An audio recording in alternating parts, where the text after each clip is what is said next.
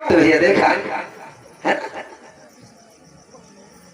ये मेरी माता बहनों, ये भगवान कन्हैया योगी है। अब परिवार इनका कितना था भैया? 16,108 रानी। अब हर रानी से 10-10 लड़का या क्या बिटिया भाई बताओ दादा, 10-10 लड़का या क्या बिटिया, अंदाजा लगाओ। शायद 1,77,188 ऐसे कुछ गिनती लगा ले भैया, क्यों गणित में थोड़ा कमजोर है, लगा लेना। यानी 16,108 रानियों से 10-10 लड़का एक बिटिया। कैलकुलेटर कर लो फिर हमको बता दो। याद रखना मेरे भाई, मोर अब तब भी योगी। मोर का मुकुट क्यों दिया? कि भगवान कन्हैया भी योगी है और मोर पक्षी भी योगी है। जो मोर नहीं घूमा करते कहाँ करते हैं, यही वाले। ये भी भोग नहीं करता, ध्यान देना भाई, परिवार चलता है। कभी कभी लोग प्रश्न कर देते हैं भोग नहीं किया तो परिवार कैसे? भोग भैया 4-5 प्रकार का होता है, ध्यान से समझना। एक आशीर्वाद प्रसाद, और एक फल भोग, एक स्पर्श है, एक दृष्टि भोग है। अंदाजा लगाना मेरे भाई। इसे लोग पता नहीं कहां से कैसे प्रश्न कर देते हैं। किसी संत के पास हम लोग जाते हैं तो संत क्या करता? प्रसादे तो देता, भैया रामू ले भैया प्रसाद, भगवान चाहेगा तुमको भगवान खुश कर देगा, है ना? आशीर्वाद लग गया। दृष्टि भोग किसने किया? व्यास जी ने किया। जो उनके छोटे भैया 2 मर गए, उनकी दोनों पत्नियां उपस्थित हैं, वंश डूब रहा है। सत्यवती ने अपने बेटा व्यास को बुलाया, बेटा वंश डूब रहा है। तो कहा मेरे पास दिव्य दृष्टि है, ये हमसे छोटी तो जरूर है, मेरी आंखों के सामने से निकाल दो और परिवार चालू हो जाएगा। देखिए भैया मेरे देश का करिश्मा, ऋषियों का करिश्मा। अब दोनों देवियां निकली, एक ने पिड़ोर लगाई लिया, एक ने आंखें बंद करके निकली। दादा ध्यान से समझना, ध्यान से समझना, चौंकना नहीं। महाभारत की बात है, महाभारत की बात है। तो आज इसमें एक निकली, आंखें बंद कर ली। व्यास जी बोले माँ इससे बेटा तो होगा लेकिन रूपवान होगा, शीलवंकु गुणवान होगा, तेजवान होगा, लेकिन आंखों से अंधा होगा। बहुत धृतराष्ट्र हुई गया दादा। दूसरी निकली, कहा ये तो हमारे दादा है। पिड़ोर लगा लिया अपने शरीर में, कहा इससे भी बेटा होगा लेकिन पांडव रोगी होगा, वही से पांडव है। ध्यान देना। तो जो धृतराष्ट्र हुआ उसके दुर्योधन 100 भाई 100 बेटा हुए, और जो पांडव थे उनके 5 बेटा हुए, 5 पांडवा है कि ना भैया? तो याद रखना 6 प्रकार का भोग होता है। एक स्पर्श भोग है। ये मेरे भाई भगवान कन्हैया योगी है और वंश चल रहा है। कैसे? सुनो, बहुत सुंदर बात सुन लो। आप लोगों ने कैसेट में भी सुना होगा।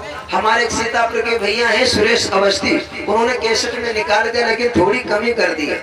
वो कमी हम पूरी कर दें आप लोगों को। हेलो हेलो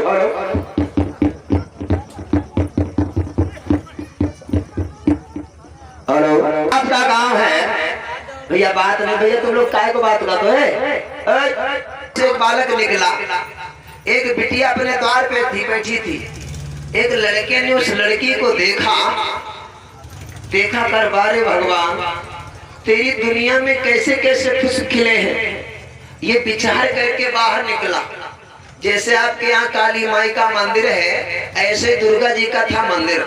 वो बालक वहां पे पहुंचा, का हे दुर्गे मैया तुम सबकी मनोकामना पूरी करती हो, अगर तुम मेरी मनोकामना पूरी कर दो तो मैं अपना शीश काट करके तुम्हारे चरणों में चढ़ा दूंगा।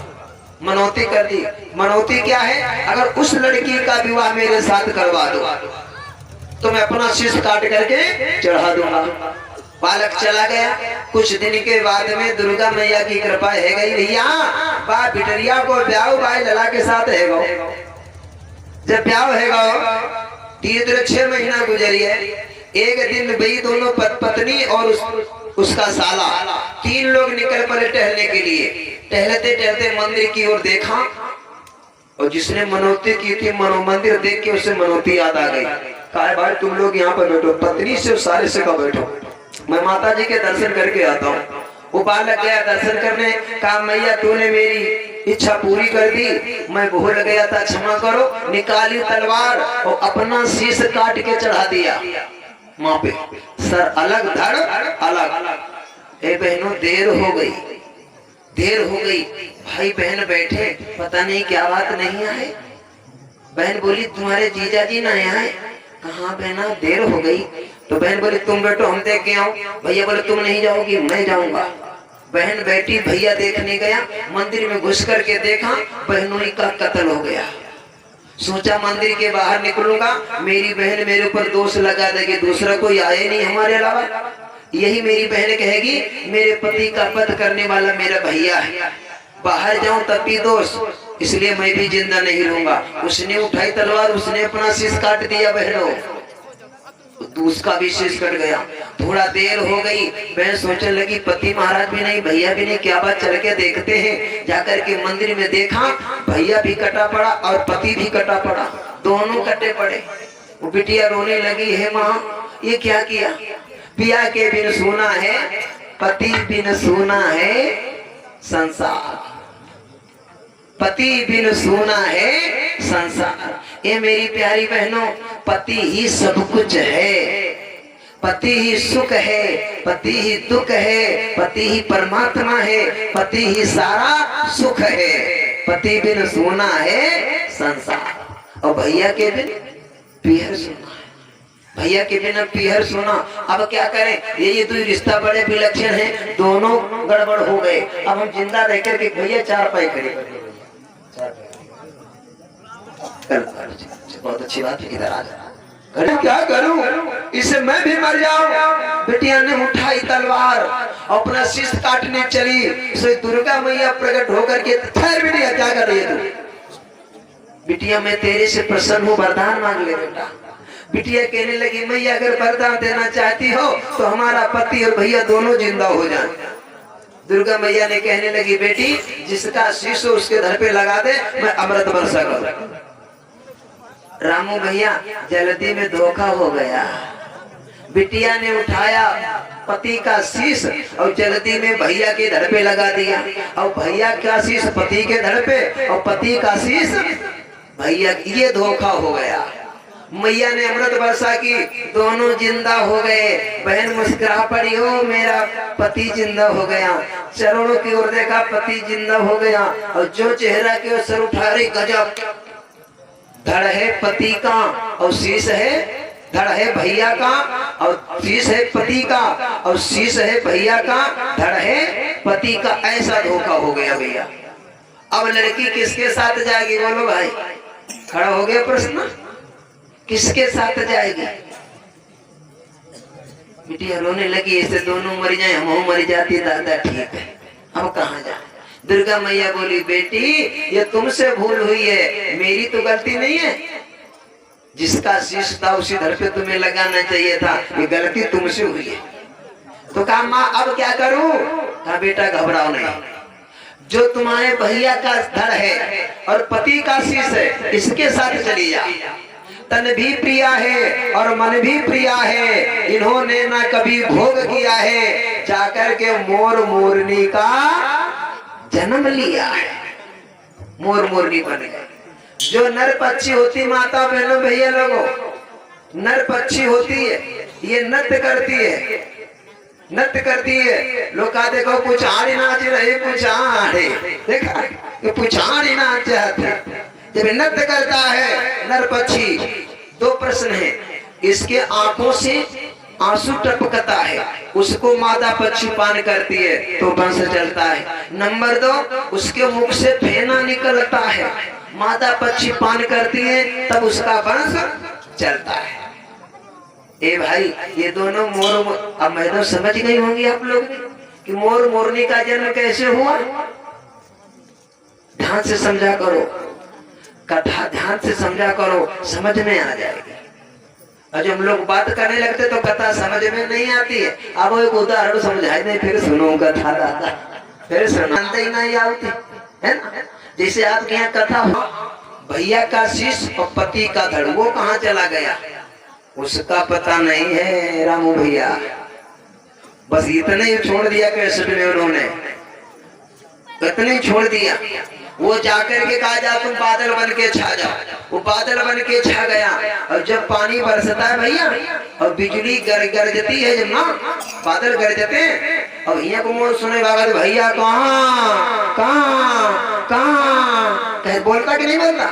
उसकी आवाज दूसरे तीसरे सारे विश्व के मोर बोलने लगते भैया कहाँ भैया कहाँ भैया। इसीलिए कहता भैया कहाँ। याद रखो हम लोग जब छोटे छोटे थे खेल खेला करते थे, आंखी पर पट्टी चढ़ाई कि भैया जी कहाँ कहते भैया जी यहाँ। देखा था खेला ही था। इसी खेल को देख करके ये भाव दिया गया है कि भैया जी कहाँ कहाँ भैया जी यहाँ। आज भी मोर ढूंढ रहा है भैया तुम कहाँ। वो गरजता है तो कहा भैया कहाँ तो कहा हम यहाँ है। बोला बोलो सच्चिदानंद भगवान की। आओ धीरे बोलो आओ धीरे ज्यादा। बजरंगबली की। इधर की लाइन तो जोर है भैया लोग खैर बिरादरी की लाज रखे दादा। बिरादरी की लाज है तो मैदान में साफ है। ये धीरे क्या बोलते रामू भैया। हाँ सही बात है। तुम का सबका भाला ऐसी दाढ़ी मुछ दे तो पत्ता ही साफ है। हे भगवान जौन पहने भैया लोग माताएं धीरे धीरे बोले उनका अब क्यों दाढ़ी मुछ दे दो तो जोर भैया बोली है। बोलो गुरुदेव भगवान की। बोलो सच्चिदानंद भगवान की। आवाज बढ़न लगी है भैया बढ़न लगी। अब मैं कभी चला थोड़ा घरी वैसे तो ट्रांसफर हुई है ऐसी लगी जाई है। वैसे तो ट्रांसफर ऐसी मुझे लगी है तो वैसे साफ हो जाए मैदान। इसलिए हो सब तुम हो रहो माता बहनों तेज लगा दो जयकारा। बोलो गुरुदेव भगवान की जय हो। अब हो ना को समझ में आती तुम्हें अपने अपने भगवान की कसम है। देखो इनसे गिनती ज्यादा आप लोगों की तो कम से कम इसको जयकारा लगाए दो। ये जयकारा में कल वोट खुले तुम्हारी सरकार बन जाए। बोलो गुरुदेव भगवान की। अब के भाई दमा देखा भाई देखनी है। बोलो दुर्गा मैया की। अब जाए कुछ कुछ कानों हमारे आवाज आई है थोड़ा स्वामी की। आओ धीरे। बोलो गुरुदेव भगवान की। आओ धीरे बोलो ज्यादा जनों ने मुंह दर्द होने लगी। बोलो पूजनीय गुरु माता की। माता ने कुछ सुनी वो चाहती आप लोगों को सुनो ना कथा सुनो। प्यास लगी चार सारे के रस्सी और बाल्टी कुएं में झोंकी मैं कदे भोजन बनाओ सारे चूल्हों फूट डाल रही। बड़ी समस्या कर रही कल अच्छा मेला देखिए वो पर हमारे दर्द होते उलटी चले। अब सोचे क्या करें कोई बात करें बाकी उलटी काम जो बतावे वो के विपरीत काम करे। और सोचने लगे क्या करें जैसे रामू वैसा देर कहे भैया हम बहुत परेशान हमारी देवी सब काम उल्टो ही करती है। कहे सुनो अब की जाइए तुम उल्टो करती हैं और तब तुम उल्टे ही बोले हो। कहने ठीक और कहे काम बनी है। गए तो कहने लगे जाओ कुआं में यहाँ बाल्टी और पानी डाल आओ वह भर के पानी फर दिलाई आई दादा कह ले गाय पी लो। कहना पानी नहीं पिएंगे कहने पियो कैसे नहीं। जान गए पंडित जी आए चाहते रोटी नहीं भूख नहीं लगी रोटी नहीं बनाना और बन के रोटी ले खाई लो। पंडित जी मरज जाने गए और एक बार भैया हो धोखा रामू भैया कहने लगे चलो गंगा हना या चले और गंगा हना ने दोनों गए और गंगा किनारे पहुंचे। पंडित जी गए यहाँ पर भोले ताने ताने किनारे बैठी घनायो बीच में ना घुसो मारी छलांगे जड़म कूद गिरी जाए गपत बूढ़ी गई। बोलो गुरुदेव भगवान की। बूढ़ी गई पंडित का हाथ धोखा हो वहाँ भैया सब उस गोताखोर थे ढूंढने लगे जैसे ऐसी धार ऐसी भाई सब ऐसी ढूंढ है नहीं मिली। पंडित कहे भैया ऐसी ना ढूंढो जैसी धार आ रही वैसी ढूंढो। कहा ये कबहू सीधी बात नहीं सदैव उल्टी बही है तो वैसी थोड़ा मिली है। जिंदगी में कबहू सीधी नहीं बही हमने जो कहो तो उल्टो ही काम करो तो वैसी थोड़ा मिली है ऐसी ढूंढो जैसी धार आवती तो दादा तो जयकारा जोर लगाए दे काहे उल्टे बही रहे। बोलो बजरंगबली की। वृंदावन में रहना है तो राधे राधे राधे श्याम। बोलो जय जय श्री राधे। बहुत बहुत स्वागत है, बहुत बहुत स्वागत। आइए, भगवान को वृंदावन के अंदर 11 साल 11 महीना 11 दिन क्यों हो रहे। इधर देवसी नारद को बुलाया, नारद से कहा जाओ मथुरा चले जाओ, कंस को बहकाओ, उसे समझाओ, को धनुष यज्ञ करवाए, पहलवानों का दंगल लगवाए, निमंत्रण देकर हमें वृंदावन को बुलाए और मैं मथुरा आऊंगा तो कंस का वध करूंगा। ठीक है। नारद जी कंस के यहाँ चल दिए। कंस के यहाँ पहुंचे, जाकर के कंस के यहाँ दर्शन करना तो वहाँ वाह की आवाजें हो रही है। याद रखना मेरे भाई, कंस ने आसन दिया, नारद जी बैठ के टकटकी लगा के देखने लगे। बोले राजन क्या चक्कर है। कहा महाराज क्या बताऊं।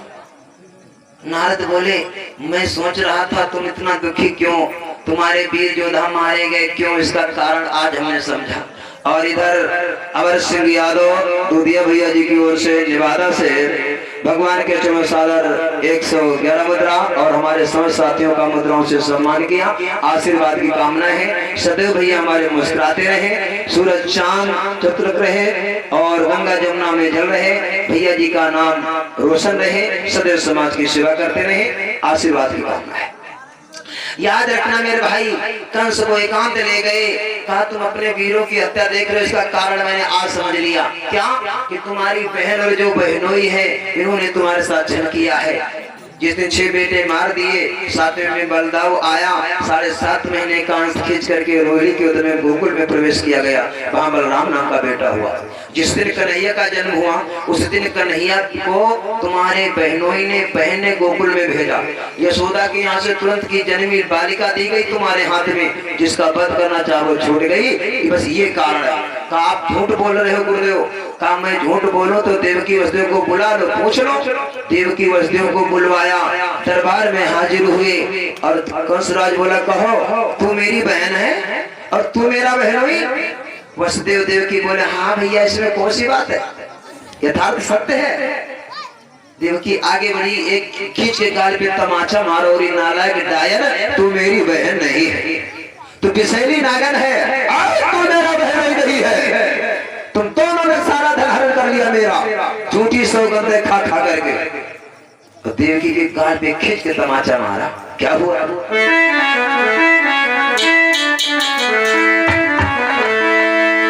सुन बहना के बहन तरे रे नैन क्रोध कियो भारी,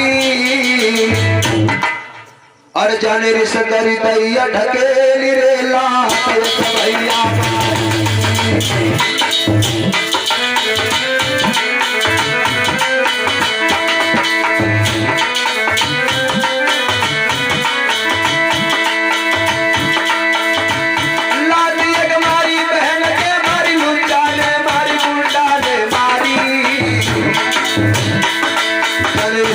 बताया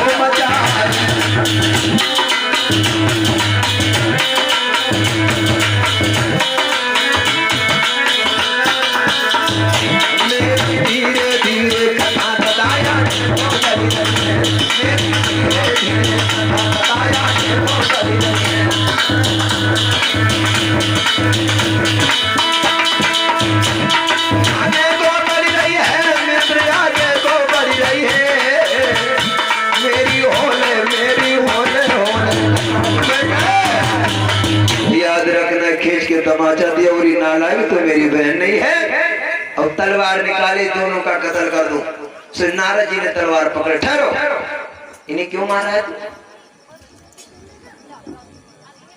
तेरी बड़ी बुद्धि ओछी है। अरे एक बात बता, इन दोनों को मारने से क्या तेरा दुश्मन मर जाएगा? इनको बद करने से अगर तेरे दुश्मन दोनों मर जाएं, इनको मार दे। अगर इन्हें तू मारेगा, इनके बच्चे दोनों जिंदा रहेंगे, किसी दिन चढ़ाई कर देंगे बदला। इसलिए एक उपाय करो, इन्हें मत, इन्हें छोड़ दो। इन्होंने चोरी की है, चोरी का मजा चला, इनको पकड़ के जेल में डाल दो, वसुदेव को रस्सी से लटका दो कुएं में, और पहलवानों का दंगल लगवा, निमंत्रण में कन्हैया बलदाव को बुलाओ। आज जब कन्हैया बलदाव दोनों आ जाएं, तो खटमल के तरीके से मसल के फेंक देना, ताकि ये दोनों अपनी आंखों से देखें मैंने चोरी की, चोरी का ये परिणाम है। इन्हें भी दर्द होगा। अरे कहा गुरुदेव बहुत अच्छा।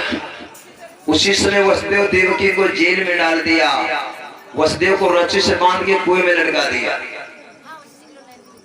ये उपाय किया। नारद से बोला गुरुदेव अब क्या करो?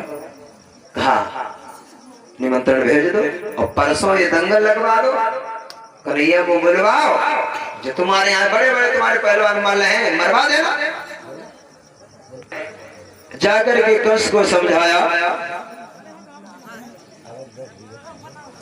इसका नाम अक्रूर, ये रिश्ते में कन्हैया का चाचा लगता है, और अक्रूर को भेज दो, लेकिन कानों कानी किसी को भनक ना पड़े, नहीं तो कन्हैया बलदाव नहीं आएंगे।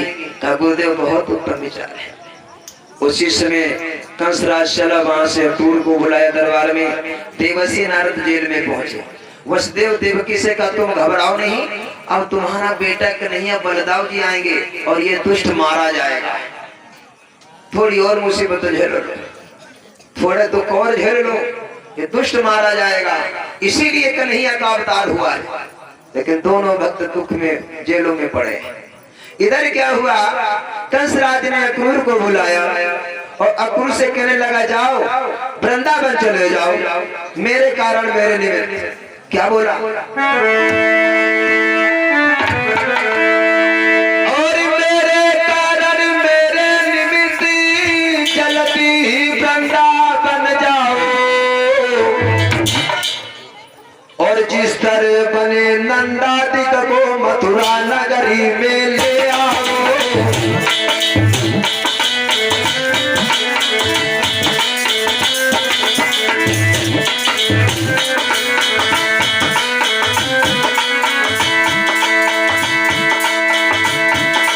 जिस तरह बने नंदादिक को मथुरा नगरी में ले आओ।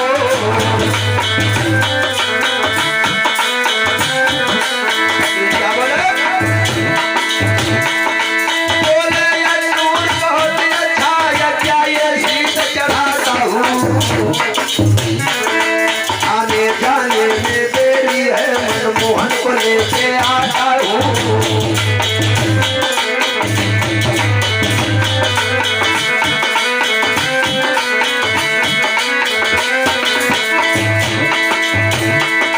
सोच रहे मन देखो राजा मोहन को आने में देरी है, इस कसम से कह रहे हैं मथुरा मोहन की देरी है।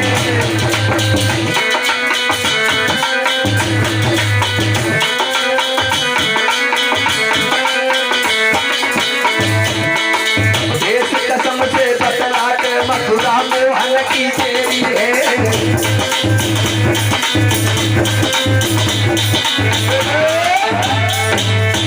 ठीक है महाराज, प्रातः काल चलो, चला जाऊंगा, लेकिन मेरा सोने वाला रथ ले जाना, क्योंकि जब हमारा रथ जाएगा ना तो नंद बाबा उनके बच्चे बड़े खुश होंगे कि हम लोगों के लिए रथ अपना महाराज जी ने भेजा, नहीं आना चाहेंगे फिर भी चल देंगे वो। देखो बहुत बड़ा छल है। सुबह हुआ, मन में अक्रूर सोच रहे हैं कन्हैया को आने में देरी है और ये मथुरा कन्हैया के चरणों की दासी बन जाएंगे, ये दुष्ट मारा जाएगा। मन में कह रहे। सुबह हुआ, रथ को सजाया और रथ सजाया, घोड़े जोत लिए, और अक्रूर जी मथुरा से वृंदावन की ओर चल दिए। अक्रूर वृंदावन इसमें भगवान जाते हो कहाँ रह रहे हैं? मथुरा से 55 किलोमीटर दूर है। नंदगांव बरसाने से वो 10 किलोमीटर आगे दूसरी पहाड़ी पे बसा हुआ है। नंदगांव में रह रहे हैं। सुबह से चल दिए, फिर रथ खड़ा कर लेते, फिर चलते हैं। आइए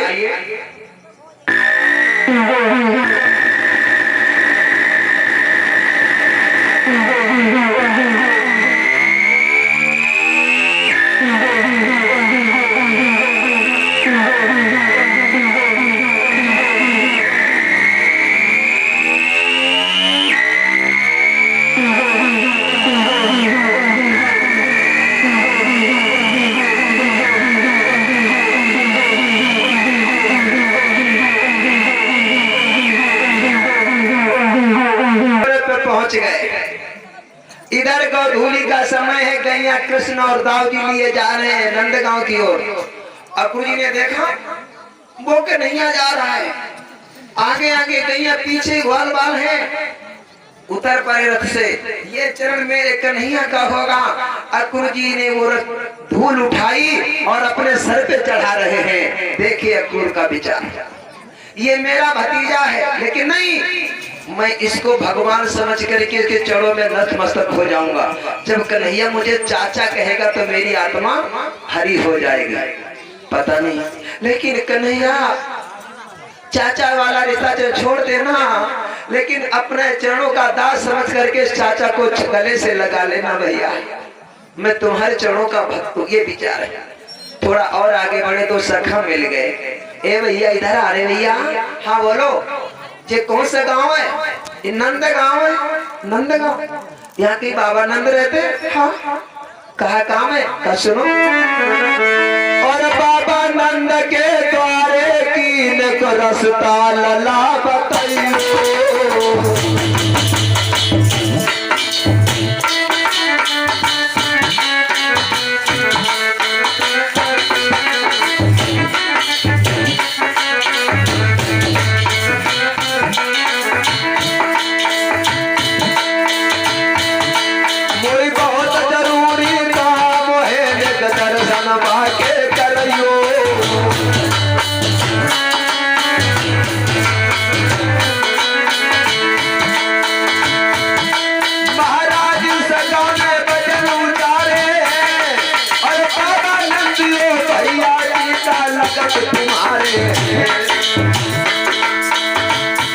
उनसे कितनो भारी थे बहुमन काहे तो जाए। उनसे कितनो भारी थे बहुमन काहे तो जाए।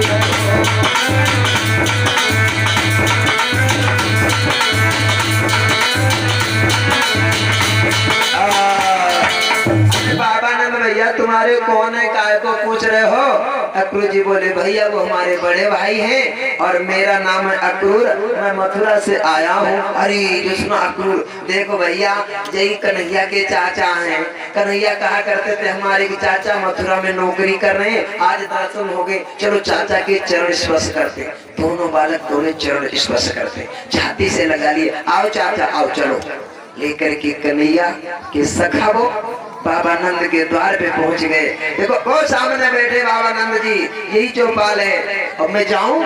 सखा तो चले गए। रथ द्वार पे पहुंचा, रथ से उतर पड़े हैं और घोड़ों को खोल के बांध दिया। चौपाल पे पहुंचे, बाबा नंद देखा अरे मेरा भैया आ गया, बहुत प्रसन्न हुए। छाती से छाती भेटा करके मिले, जैसे होली में दो भैया छाती भिड़ा करके मिलते हैं, उस प्रकार से। आ भैया बैठो, स्वागत।